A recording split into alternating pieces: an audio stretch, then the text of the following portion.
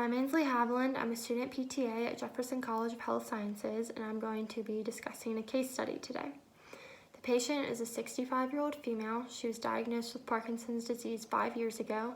3 years ago, she was in outpatient PT and had a home exercise program, but she started taking Cinemet, and she felt that this was decreasing her symptoms, so she decided to quit PT and quit her HEP.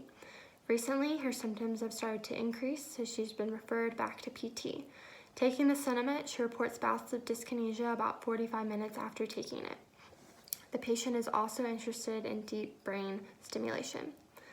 She has difficulty walking in crowded places and also in narrow spaces. She has frequent freezing. Sometimes the freezing can last 15 minutes.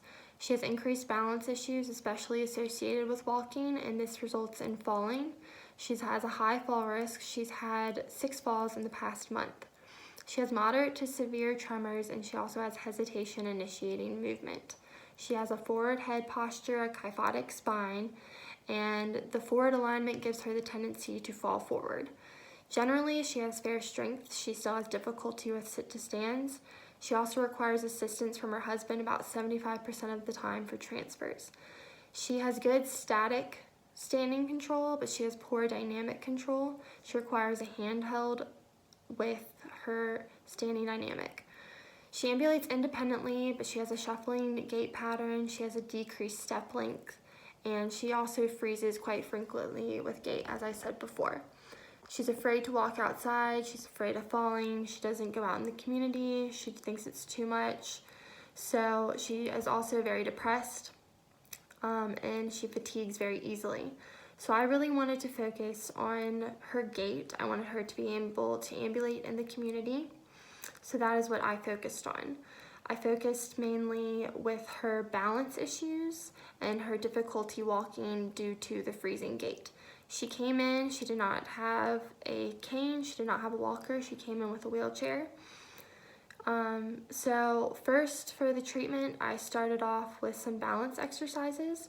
So I got her up and I got her standing in the parallel bars, and I had her work on strengthening for her balance. So I had her standing there and she would toe tap a cone with her leg. So I focused more on the standing leg that was stabilizing her and added some dynamic movements to really kind of work on that dynamic balance. She required verbal cueing during this to stand up straight, look straight ahead, and also pick up her feet. Her tendency was to kind of slide her foot across the floor to keep her balance. Then for the next intervention, I focused on her freezing gait, and I really just wanted to watch her walk first to see how she ambulated without an assistive device.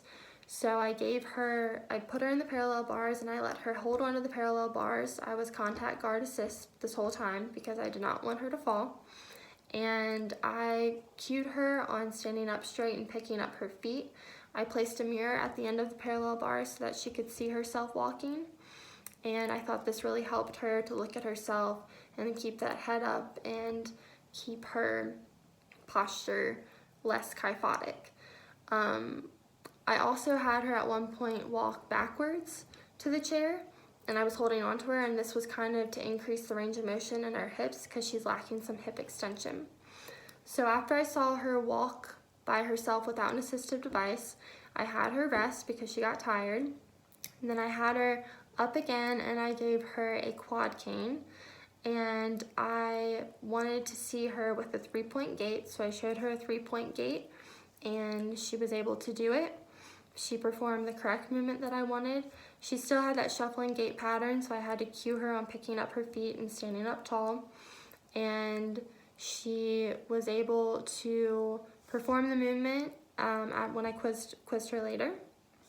And she didn't have trouble with turning when we turned around in the parallel bars to go sit down. And I'm hoping later to maybe get a different surface for her to walk on, so that way we can really get her more able to ambulate in the community. And I think if we work on the gait, and I think if we work on balance, that she will be able to use a quad cane in the community in a very short time.